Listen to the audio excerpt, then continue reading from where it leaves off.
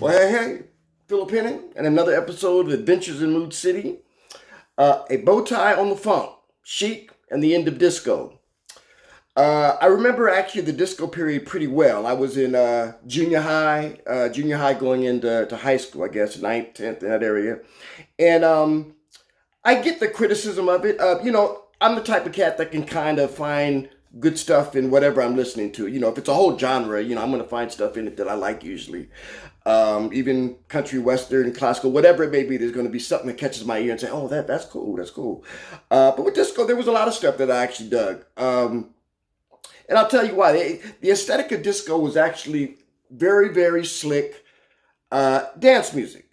And some of it could be really funky, but it was repetition. And it was kind of a simplification of the groove and changes of the groove. Like the groove just kind of stayed consistent and didn't change. And a lot of hip hop now is that way. And what I wanted to say was that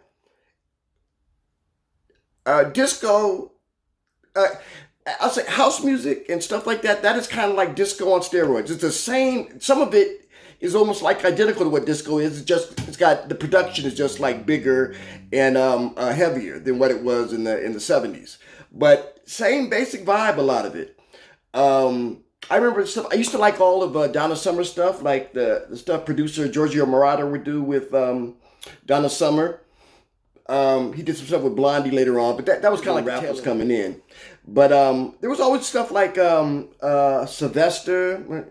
You make me feel mighty real. I don't have his falsetto was way up there, Jack. But good stuff. And I remember this song that I really used to like. Take a listen.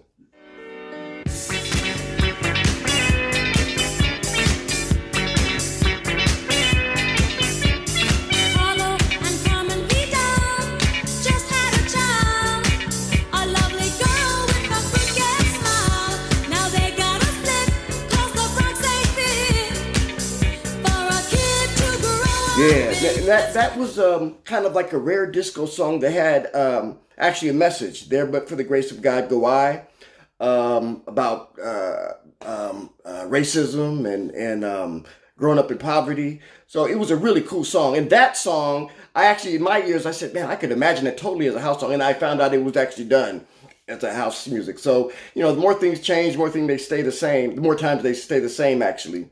But I wanted to defend it. What I wanted to talk about was the reaction to it. And I think we all, of a certain age, you remember a period. I was young, but I remember the whole disco sucks thing that came out with people that were digging more rock and roll, right?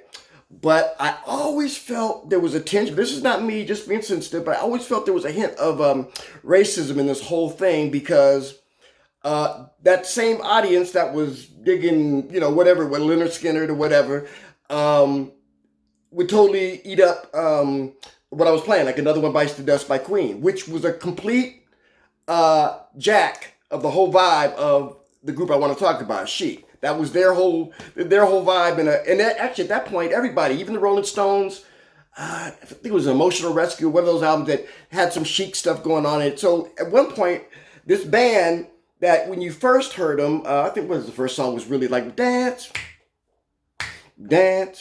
Real simple and silly, but the production was really flawless. But at that point, you didn't know whether it was just a producer doing his thing like a lot of disco was, or but this was actually a sweaty group. I've seen them in concert back in the day, and just they were so tight and so innovative with their groove. The interplay between Nile Rodgers. We all know Nile Rodgers now because he became a stellar, famous producer of everybody. Madonna, Duran Duran back in the day, just all kind of people. David Bowie. So he was a wanted dance and rock producer. I mean, he was doing it all. And this is what I was saying. It kind of, these boundaries are just sometimes almost non-existent, and then other things are at play.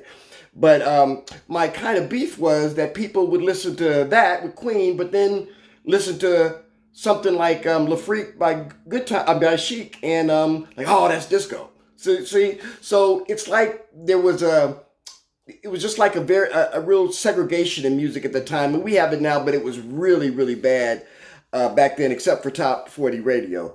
But Chic itself came out of this, and they had a style it was kind of like the disco aesthetic, but it was also funky as all get out, man. It really was. And I think, and right when they had their last hit, what was it? Good Times, which was like, to me, that was kind of like the dance song to end the 70s.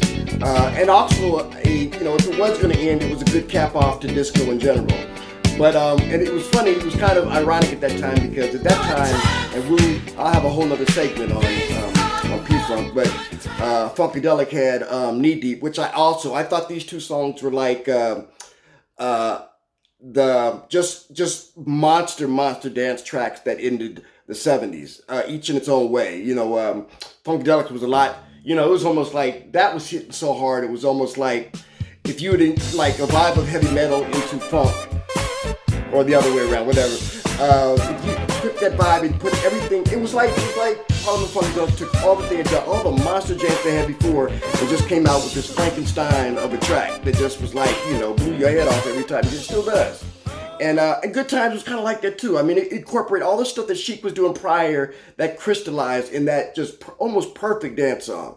And all their productions were real sparse. Didn't have a whole lot, strings, touch of piano. Tony Thompson, the drummer, was just bananas with his hard hitting. He hit so hard it was like John Bonham or something like that, Led Zeppelin, but in a funk context. He just was that heavy hit, like someone like Buddy Miles, a real heavy drummer. And the interplay between him, Bernard Edwards on bass, and Nile Rodgers, who was a big influence on me as far as rhythm guitar is concerned, just made this sound that to this day, Daft Punk did Get Lucky. That was Nile Rodgers on there, and it sounded just like a Chic track. But so I wanted to say that, and I remember even stuff like it was just corny. It was like what's another good example of it got to the point where any kind of dance music, the youngsters or these were young adults too, were labeling disco when it really wasn't. Like Knee Deep was like, it was kind of the actual subtitle of it was Rescuing Dance Music from the Blah. So it was kind of like the antithesis of what disco, the aesthetic of disco was.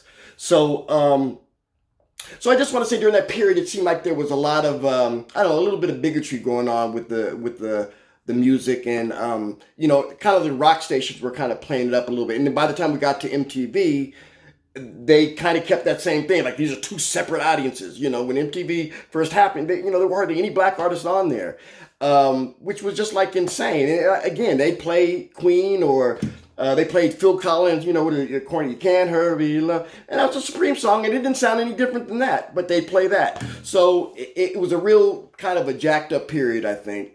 But we got Chic out of this period that is one of my favorite bands, and even the stuff they produced at that time, like that first Sister Sledge album.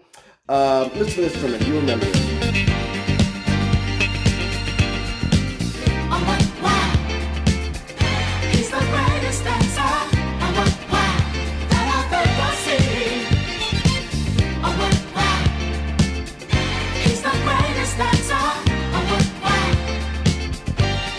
Yeah, one night everything was just strings, was just flawless.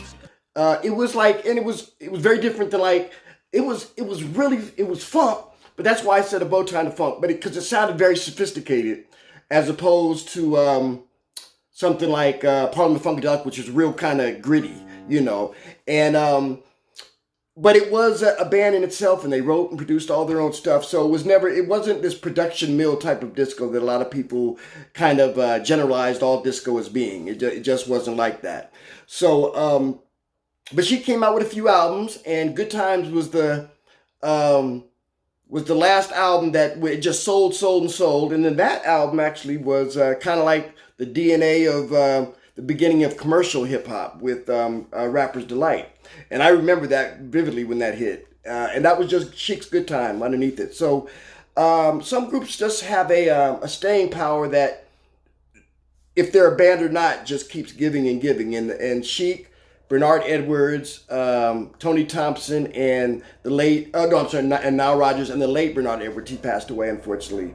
I don't know if Tony Thompson is still around or not. I'm not sure. But I know Bernard passed away. And that's unfortunate, because I would have liked to have seen, because he was doing production. He started doing production work too. They both became very in demand, and they were great together. So so I just wanted to give a shout out to them, as because right when Disco Sucks hit, their whole run of success as CHIC ended. And I know Nile Rodgers always said he was having some serious drug problems at that time anyway. So maybe he needed to have a cooling out period. But he ended up doing great work after that too. You know, like A Virgin, Let's Dance, David Bowie. He did I Never Cared for Duran Duran, you know, but he did some of that stuff. And so I just wanted to say that disco, I love that to death, man. And and one last CHIC song I want to play. They could be very they had drama with it too, but it still was like kind of like a slick type of production. But this is another one of my favorites. Take a listen.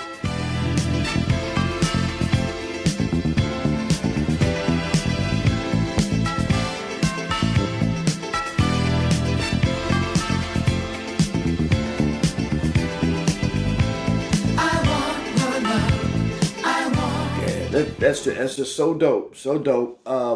It's kind of like almost they didn't really do ballads per se. That really wasn't a thing, but that had a lot of drama and the chordal structure that they use, and it's just a tight song. And that was off their second album. That was the album that had La Freak on there, and then they had a I guess it was a third album, I guess. Fourth album that is called Real People, and that didn't hit, but it's an album worth seeking out. It's a dynamite album. It was kind of like it's kind of like finding a hidden treasure, like a music archaeologist found something. It's just an album that should have been a hit, but because of the whole Disco Sucks thing, it kind of got lost in the transition. So I just want to give a shout out to and when I just real quick, when I hear a friend of mine, Eric Arnold, the music critic, Bay Area music critic, said something that hit home really well. Like Prince there was a part of his whole thing that was like a disco aesthetic. You could hear it like in that second album he did with what was it? Not Why You Want to Treat Me So Bad, but the tightness of his production was kind of like really disco influenced. So I found that interesting. It was something that I hadn't really thought about, but it was very true. So, every style of music that is around for a while will have its influence. And I think a lot of disco was quality stuff.